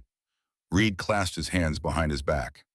My current concern is the document your Apache friend stole from my office. I know nothing about any document, Thomas maintained, though he could feel the paper pressed against his skin beneath his shirt. It's a rather sensitive piece of correspondence, Reed continued. Administrative details, nothing more. But in the wrong hands, it could be misinterpreted. Sir, one of the searchers called from the bedroom, found something. Thomas's heart sank as the man emerged with Kimimela's original dress, blood-stained and torn. Reed took the garment, examining the bullet hole in the shoulder. Apache design, Reed observed. Recently worn, recently damaged. His eyes met Thomas's. You've treated a gunshot wound recently, haven't you, doctor? Before Thomas could respond, Scarjaw's voice came from near the hearth. Floor sounds different here. He stomped on the rug covering the cellar door, producing a distinctly hollow sound. Time seemed to slow as the men converged on the area. Thomas moved without conscious thought, putting himself between them and the hidden door. That's my root cellar, food storage, nothing more. Then you won't mind if we check, Reed said pleasantly, gesturing for his men to proceed. Thomas stood his ground. I do mind. You've disrupted my home enough for one night. Reed's false cordiality vanished. Move aside, doctor. You're interfering with a lawful search. Scarjaw and another man grabbed Thomas's arms, pulling him forcibly away from the hearth. Farnham, who had been watching with growing discomfort, finally intervened. Easy there, he cautioned Scarjaw. No need for rough handling. The rug was yanked aside, revealing the trap door. Another of Reed's men lifted it, pointing his revolver into the darkness below. "Come out of there, hands where I can see them." Thomas held his breath. For several seconds, nothing happened. Then slowly Kimimela emerged from the cellar, her face composed despite the gun pointed at her chest, her hands raised but her posture unbowed. "Well, well," Reed said softly, "our little butterfly has returned to us." Kimimela's eyes darted to Thomas briefly before fixing on Reed with undisguised hatred. "I not yours, never was." Reed approached her. "Where is it? Where is the document you stole?" "Gone," Kimimela replied defiantly. "Sent away. Many people see now." A flash of uncertainty crossed Reed's face, quickly replaced by calculation. "You're lying. Search her." One of the men approached Kimimela cautiously, patting down her pockets, checking the medicine pouch at her waist. He found nothing. Reed turned his attention back to Thomas. "Which means you have it, doctor. Perhaps in that medical bag you so conveniently packed." The men holding Thomas shoved him into a chair, while others emptied his medical bag onto the table, finding nothing beyond ordinary doctor's implements. Reed's patience visibly thinned. "This grows tiresome. The document, doctor. Now, or we'll resort to methods I'd prefer to avoid in the deputy's presence." Thomas met Reed's gaze steadily. "Even if such a document existed, why would I give it to you? From what I understand, it proves you're trafficking Apache from the reservation with official cooperation." Farnham's head snapped up at this. "What's he talking about, Reed?" "Nothing of consequence," Reed dismissed.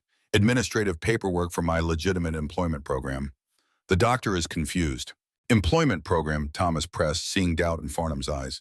"Is that what you call selling human beings to mines and brothels?" Reed's composure cracked momentarily. "Enough," he turned to Scarjaw. "Take them both outside. We'll continue this discussion away from the deputy's delicate sensibilities." "Now, hold on," Farnham objected, stepping between Reed and the door. "I agreed to execute a search warrant for a woman accused of assault and theft. Nothing was said about taking prisoners without proper procedure." "The proper procedure," Deputy Reed said icily, "is whatever I determine it to be. I have authority from the territorial governor himself." "Stand aside." Farnham stood his ground. "I need to see that authority, written and signed." For a moment, tensions balanced on a knife's edge. Reed reached into his coat, withdrawing an official-looking document. As Reed extended the paper toward Farnham, Thomas saw his opportunity. The men holding him had loosened their grip, distracted by the confrontation. With a sudden movement, he jerked free, lunging toward the table where his scattered medical supplies lay. His hand closed around a scalpel just as Scarjaw tackled him from behind. Thomas twisted, slashing blindly. Scarjaw howled as the blade caught his forearm, releasing Thomas long enough for him to scramble to his feet. Chaos erupted. Farnham drew his pistol, but seemed uncertain where to point it. Reed backed toward the door, shouting orders. Kimimela drove her elbow into the stomach of the man nearest her, ducking as he swung wildly in response. Thomas had nearly reached Kimimela when something hard struck the back of his head. Pain exploded through his skull, the world tilting sickeningly as he fell forward. Through blurring vision, he saw boots approaching, heard Kimimela cry out his name. Then darkness swallowed everything. Consciousness returned in painful increments. Thomas found himself bound, lying on cold earth. Around a campfire nearby, he saw Reed's men moving, and across the flames, Kimimela kneeling with her hands bound. They were in a small clearing, perhaps a mile from his cabin. 4 horses stood tethered to a tree. Of Farnham there was no sign. Thomas shifted slightly, testing his bonds. His movement caught the attention of Reed's men, who alerted their leader. Reed emerged from the shadows, crouching beside Thomas just beyond kicking range, his expression almost regretful. "This could have been so much simpler, Doctor. A straightforward exchange of the document for your lives." "We both know that's a lie," Thomas replied. "You can't afford witnesses." Reed shrugged. "Perhaps, but the manner of one's exit from this life can be gentle or excruciating. The choice remains yours." His eyes hardened. "Where is the document?" Thomas said nothing, looking past Reed to where Kimimela knelt in stoic silence, a fresh bruise darkening her cheekbone, a small trickle of blood at the corner of her mouth. "Touch her again, and I'll kill you," Thomas said, the quiet certainty of his voice carrying more weight than any shouted threat. Reed laughed softly. Brave words from a man bound and helpless. He moved to stand before Kimimela. "Though I confess, I'm curious about the connection between you two. The famous Dr. Everett and a savage woman who can barely speak English." Thomas remained silent, but Kimimela spoke, her voice clear and steady. "Our spirits joined when he gave life through water." Her voice carried the strength of ancient certainty. Such bonds reach deeper than your kind can see. Reed turned to her with exaggerated interest. Water bond, some primitive Apache superstition, I suppose. Sacred law, Kimumela corrected, her voice steady despite her bonds. How charmingly primitive, Reed mocked, turning back to Thomas. Has isolation driven you to embrace such savage mysticism, Doctor? Thomas met Kimumela's eyes across the fire, drawing strength from her unwavering gaze. I believe in her, more than I ever believed in men like you. Something dangerous flashed in Reed's expression. I've wasted enough time on conversation. He nodded to Scarjaw. Prepare the woman. Perhaps the doctor will find his cooperation when she begins to scream. As the men moved toward Kimumela, Thomas felt desperate urgency rising. Wait, the document is sewn into my coat lining. Inside left pocket. Reed gestured for his men to pause. Check it, he ordered at Scarjaw, who approached with knife drawn. The scarred man roughly turned Thomas onto his side, cutting away parts of his coat's lining, but finding nothing. There's nothing here, he reported angrily, delivering a kick to Thomas's ribs. Reed's expression darkened. One final chance, Doctor. The truth, or we begin with her fingers. Thomas struggled to sit up. It's on me, not in the coat, on me. He looked directly at Reed. Untie me, and I'll give it to you. Reed smiled. You must think me remarkably stupid. He turned to his men. Search him. Every inch. Rough hands pulled Thomas upright. Scarjaw's hand brushed against the leather cord around Thomas's neck, pulling it free to reveal the carved stone butterfly. What's this, Scarjaw demanded, yanking the cord. A gift, Thomas answered. It has no value to anyone but me. Reed approached, examining the small carving with interest. Apache work. Quite fine, actually. Scarjaw had already noticed the folded paper tucked beneath Thomas's shirt, just secured by the cord. Here, the scarred man exclaimed, pulling out the document and handing it to Reed. As Reed read, his expression transformed from satisfaction to cold fury. You've had it all along. He refolded the paper, tucking it into his inner coat pocket. Well, that concludes our business. Almost. He turned to his men. Kill them both, the doctor first so she can watch. As two men grabbed Thomas, dragging him toward the edge of the clearing, a voice rang out from the darkness. That's far enough. All heads turned. Deputy Farnham stood at the clearing's edge, his pistol drawn, and aimed steadily at Reed. Behind him stood several other figures, Jenkins among them, holding a shotgun along with at least 3 others. This doesn't concern you, Deputy, Reed said coldly. You've executed your warrant. Your duty is complete. I heard enough before I left that cabin to concern me plenty, Farnham replied. Trafficking charges, abduction, and now I arrive to witness attempted murder. Reed's hand drifted toward his own weapon. You're making a serious mistake. I have authority directly from the territorial governor. So you said. Farnham took a step forward. Funny thing, I telegraphed his office from town. They have no record of authorizing any employment program for Reservation Apache. Thomas felt the men holding him hesitate. Across the clearing, Kimumela had maneuvered her bound hands near the flames. Reed's composure cracked further. You have no idea what forces you're challenging, Deputy. One word from me and your badge becomes worthless. Your life, too. Jenkins stepped forward to stand beside Farnham. Your words don't carry much weight anymore, Reed. Not since we found those 3 Apache children locked in your warehouse in town. His weathered face showed satisfaction. Deputy here has been quietly investigating you for months. Reed's eyes darted between the armed men, calculating odds. Then his hand moved with startling speed, drawing his pistol and firing. The shot went wide as Scarjaw, seizing his own opportunity, shoved Thomas directly at Reed. Both men went down. Thomas, hand still bound, fought desperately, driving his shoulder into Reed's chest. Gunfire erupted across the clearing. A bullet whined past Thomas's ear. With strength born of desperation, Thomas slammed his forehead into Reed's face, feeling the man's nose crunch beneath the impact. He found himself facing Kimumela, who had somehow freed her hands. The ropes burned through against the fire. She cut Thomas's bonds with Scarjaw's knife. Run, he urged her. Together, she insisted, pulling him toward the darkness. They half ran, half stumbled through the underbrush, guided by Kimumela's uncanny ability to navigate at night. Behind them, the sounds of fighting continued, but grew fainter. After what seemed an eternity of breathless flight, Kimumela led Thomas into a small, sheltered hollow beneath an overhanging rock. They collapsed together, gasping for breath, listening for sounds of pursuit. Are you hurt? Thomas asked, examining her bruised face. I live, she answered, simply reaching out to touch the back of his head. You bleed. Thomas winced but shook his head. Reed has the document now. Kimamela's expression remained calm. Maybe, maybe not.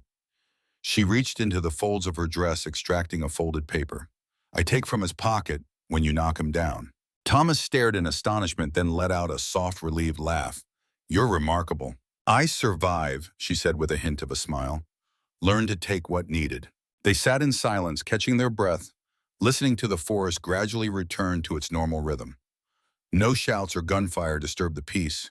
Whatever had transpired in the clearing was finished. They sat in tense silence for several more minutes until the sound of horses approaching made them press deeper into their hiding place. The riders passed close by but didn't stop continuing down the trail with urgent speed. They searched wrong direction, Kimimela whispered once the sounds had faded. As dawn broke, they cautiously made their way back toward the clearing where they'd been held. Keeping to the cover of trees, Thomas peered out at the now abandoned site.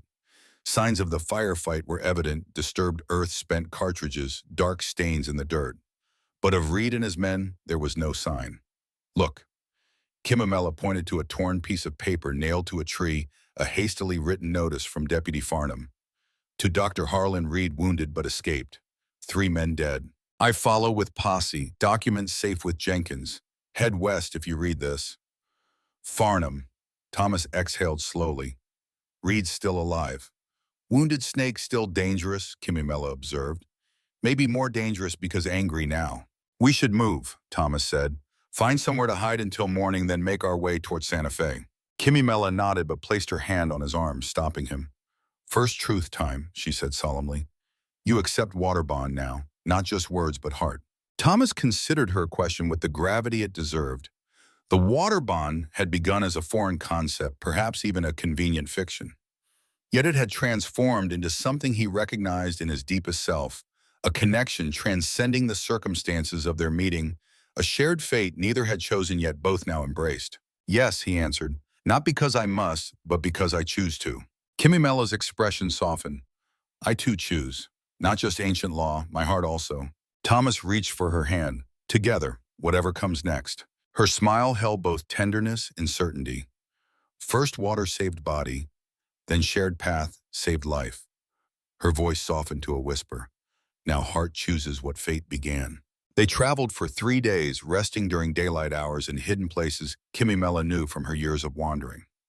On the morning of the 4th day, they discovered tracks that concerned her. Numerous horses had passed this way recently, heading in the same direction they were traveling. Reed's men, maybe, she whispered, examining the ground. Or soldiers, many horses. Thomas nodded grimly. They needed to be cautious. If Reed had somehow anticipated their destination, they might be riding directly into a trap. Yet turning back offered no better prospects. As the sun reached its zenith, they spotted a small encampment in a sheltered valley, thin trails of smoke rising from several wickiups. Kimimela's eyes widened with recognition. Apache friends, she said with sudden hope. Summer hunting camp, safe place. They approached cautiously. As they neared the settlement's edge, Thomas noticed movement sentries had spotted them and were gathering weapons ready. Kimimela raised her hand in a distinctive gesture, then called out words in Apache. A tense moment followed before one of the sentries returned the gesture and called back. They know me, she explained with evident relief. Welcome us. As they approached the small settlement, perhaps 15 wickiups arranged in a loose circle, Thomas felt the weight of curious, wary eyes upon him. A white man in an Apache camp was an unusual sight, potentially threatening despite his obvious exhaustion. An elderly man emerged from the largest dwelling, his deeply lined face showing cautious assessment. He and Kimimela exchanged words in Apache, occasionally gesturing toward Thomas. Finally, the elder nodded and spoke directly to Thomas in accented but understandable English. Kimimela says you are water-bound to her, that you save her twice, once as child, once as woman. Yes, Thomas confirmed simply. The old man studied him with penetrating eyes. She say you fight against one who destroyed many Apache, that you carry evidence of his evil. Also true. The elder considered this, then made a decisive gesture toward the camp. You stay. Both need healing. But danger follow you. This we must discuss when strength returns. The next 3 days passed in a blur of recovery. Thomas and Kimimela were given a dwelling at the camp's edge, their wounds properly treated with a combination of traditional Apache medicine and Thomas's own medical knowledge. On the evening of the 3rd day, with strength returning to both, they were summoned to the elder's wickiup. Inside, a small fire provided light. The elder, whose name was Natsan, he who lives long, sat with two other elders, all of whom held positions of respect within the community. Thomas and Kimamela took turns relating their journey from their meeting at the creek to their desperate flight through the mountains. Thomas explained Reed's crimes against the Apache people, while Kimamela described the document they had attempted to deliver to Santa Fe. The elders listened without interruption, their expressions grave but unsurprised. When they had finished, Natsan spoke. "This man Reed, he not stop hunting. Too much at risk for him."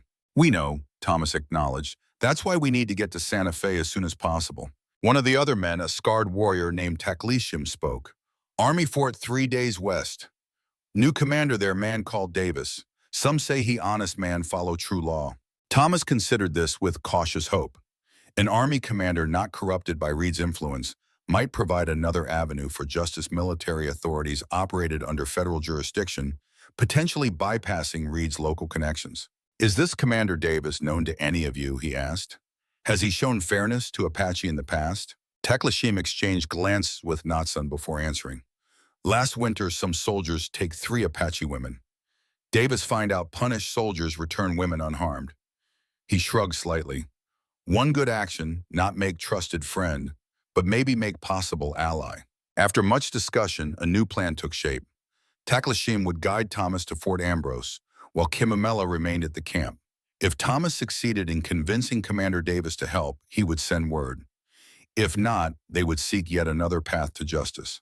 Kimamela, however, had other ideas. "I go too," she insisted when they returned to their dwelling. "Document my risk also. Story my story to tell." Thomas knew better than to argue. Her determination had brought her this far. She deserved to see it through to the end. Together they prepared for the journey ahead, grateful for the shelter and support of the Apache community, but aware that their path lay elsewhere. On the morning of their departure, the entire community gathered. Each person offered some small gift herbs for healing, extra moccasins, food prepared to last many days. Natsan approached last, his weathered hands holding something wrapped in soft deerskin. "For both," he said, unfolding the covering to reveal a pair of matching armbands intricately beaded with butterfly designs. "Made by our healer, protection for journey." As Thomas and Kimamela accepted the gifts with appropriate reverence, the old man added softly, "Water bond, become blood bond. 2 streams join, make stronger river." His knowing eyes moved between them. "Return when safe, always place here for you." The simple offer of belonging, a home to return to when dangers passed, moved them deeply. The journey to Fort Ambrose took 2 days of careful travel through rugged terrain. Taklishim's knowledge of hidden paths kept them safe from both natural hazards and potential pursuers. As they approached the fort on the morning of the 3rd day, they paused on a ridge overlooking the valley where the military installation stood. Through Thomas's field glasses, they observed the fort's activities for several hours. Regular patrols departed, and return supply wagons entered the gates, and the normal routines proceeded without obvious signs of unusual activity. "No large civilian group," Kimamela noted hopefully. "If Reed there not with many men." After careful consideration, Thomas decided to approach the fort alone first, while Kimamela and Taklishim remained hidden at a predetermined meeting place. If Davis proved trustworthy, Thomas would return for them. "If I'm not back by nightfall," he told Kimamela, "assume the worst and return to the settlement." She gripped his arm. "You return. We finish journey together." Thomas approached the fort's main gate, openly identifying himself to the sentries as a doctor seeking Commander Davis on urgent business. After a brief wait, he was escorted to a plain office where a man in a colonel's uniform stood reviewing papers. Davis looked up as Thomas entered, a man of perhaps 50, with iron gray hair and a weathered face.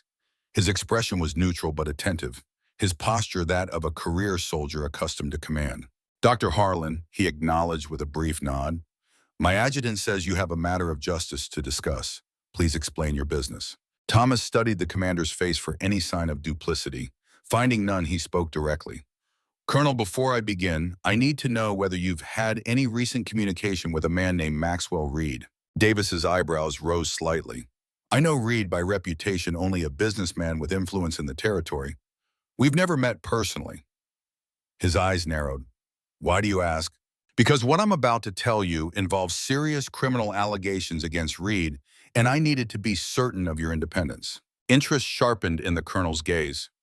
I assure you, Doctor, my only allegiances are to the United States Army and the laws I'm sworn to uphold. Thomas related the entire story from Reed's massacre of the Apache village 5 years earlier to his current trafficking operation. He explained his own role and as the Army surgeon who had defied Reed's orders, Kimimela's connection to both events, and their desperate journey to bring evidence to proper authorities.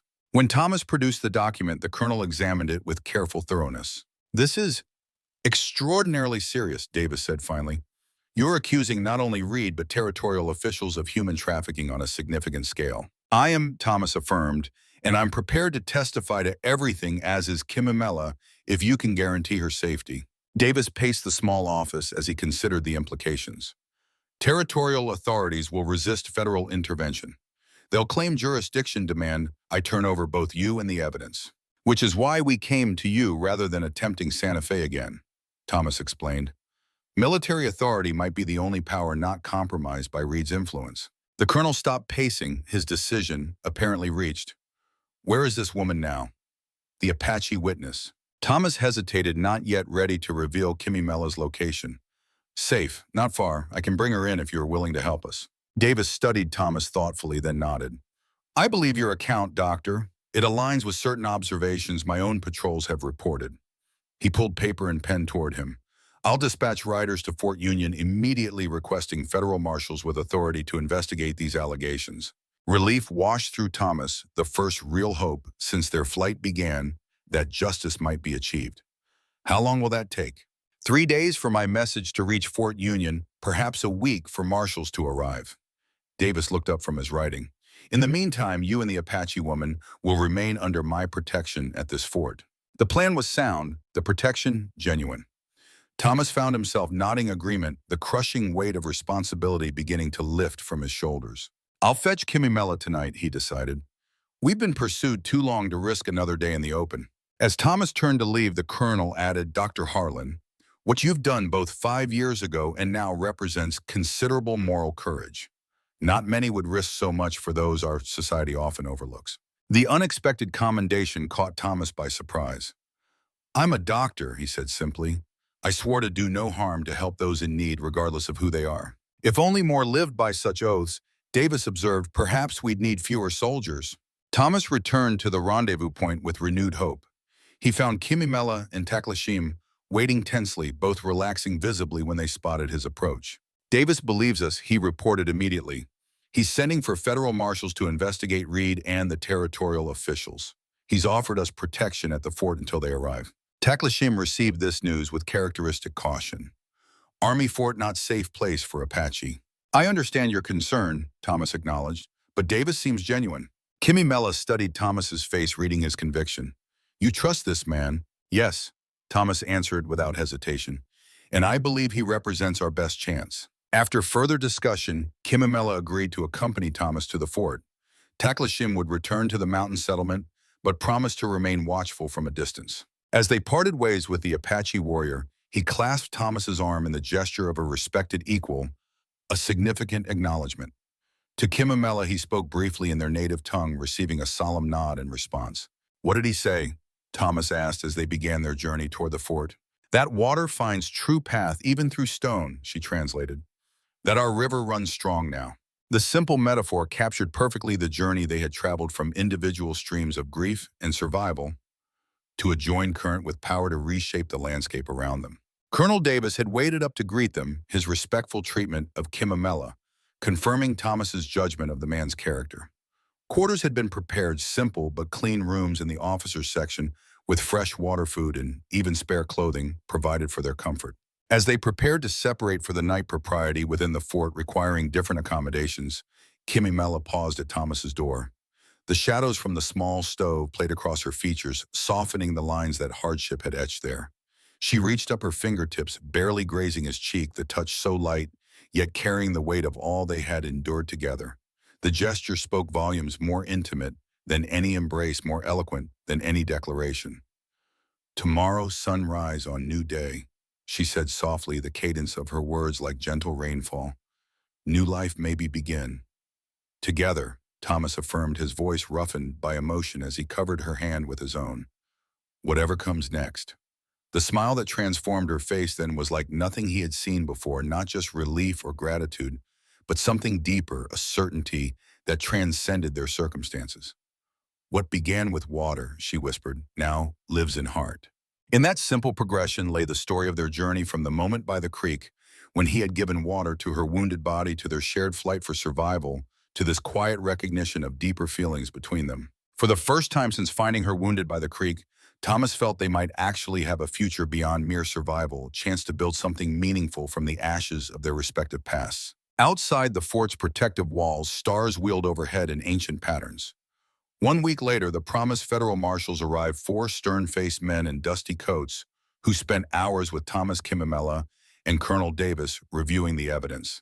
The document proved as damning as they'd hoped, especially when combined with the testimony of three Apache children rescued from Reed's warehouse in Dry Creek. This goes beyond one rogue businessman, the lead marshal told them after completing his initial investigation. Half the territorial government appears to be involved. This will reach all the way to Washington. 2 days later, news arrived that Reed had been captured near the Mexican border, badly wounded and abandoned by his remaining men. The marshals brought him to Fort Ambrose under heavy guard, keeping him in the fort's brig until he could be transported to stand trial. Thomas was summoned to the commander's office, where Davis waited with the lead marshal. "Reed is asking to speak with you," Davis explained. "Says he has information you'll want to hear. It's your choice whether to see him." Thomas considered for a long moment before agreeing. In the fort's small barred cell, Reed sat propped against the wall, and his shoulder heavily bandaged, his once immaculate clothing stained and torn. His eyes, however, retained their cold intensity.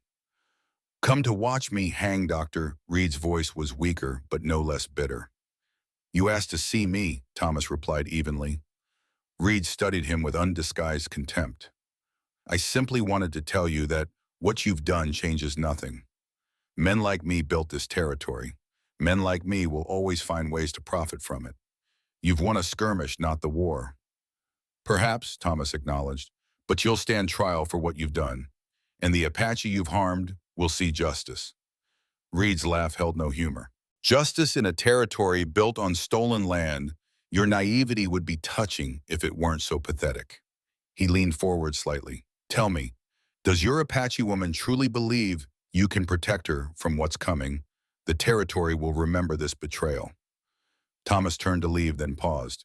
"You know what your mistake was, Reed? You never understood that strength doesn't come from power over others. It comes from standing beside them." 2 days later, Reed was transported east under heavy guard, his trial to be held in St. Louis, where territorial influence couldn't reach. The federal investigation continued to expand, with several territorial officials arrested and others fleeing ahead of warrants, unconcerned with the brief dramas of human existence below. Yet perhaps even among those distant lights, something acknowledged the rare convergence of two souls who had found each other against all odds. A doctor who had defied orders to save a wounded child, and a woman marked with a butterfly who had never forgotten the sad eyes of the man who tried to help when all others brought only destruction. Water bond, life bond, heart bond. 3 names for a single truth that would carry them forward together into whatever future awaited beyond this night of hard-won peace. 2 months later, as summer heat gave way to autumn's first chill, Thomas and Kimimela stood at the entrance of a small cabin nestled in a wooded valley some 30 miles west of Fort Ambrose. Colonel Davis had arranged for the land grant as thanks for their role in exposing Reed's operation, a secluded place where both whites and Apache occasionally sought medical care from the doctor who treated all who came to his door. "Will it do?" Thomas asked as Kimimela surveyed their new home. Instead of answering directly, she walked to the small creek that ran near the cabin. Kneeling, she placed her hands in the clear water, then motioned for Thomas to join her. "My grandmother say when 2 rivers join, they cannot be separated again," she said, taking his hands in her wet ones. "New River carries both waters forever." Thomas knelt beside her, understanding the significance of the moment, not a ceremony borrowed from either of their cultures, but one they created together, uniting their paths permanently. Later that evening, as they sat by the hearth of their new home, Thomas unpacked the few treasures he'd managed to salvage from his old cabin: the carved wooden horse Hannah's journal, and a small cedar box Jenkins had rescued for him. This for our story now, Kimimela said, placing her father's butterfly carving and the matching armbands from Natsan beside Thomas's keepsakes. Then she added something new, a small bound journal Colonel Davis had given her, its pages blank and waiting. For what comes next, she explained, touching the empty pages. Not just past stories, future ones too. In the weeks that followed, word spread quietly among both settlements and hidden Apache camps. There was a place where wounds of both body and the spirit could be tended, where water given freely formed bonds that even the harshest elements of the territory couldn't break. And if travelers passing through the valley sometimes noticed a white doctor and an Apache woman with a butterfly marking working side by side in the garden, or riding together to tend the sick in distant homesteads, they saw something rare in that harsh land, two people who had found in each other not just survival, but a life worth living. The water bond had become something more, a current, strong enough to carve new paths through even the hardest landscapes, carrying them forward together into whatever lay ahead.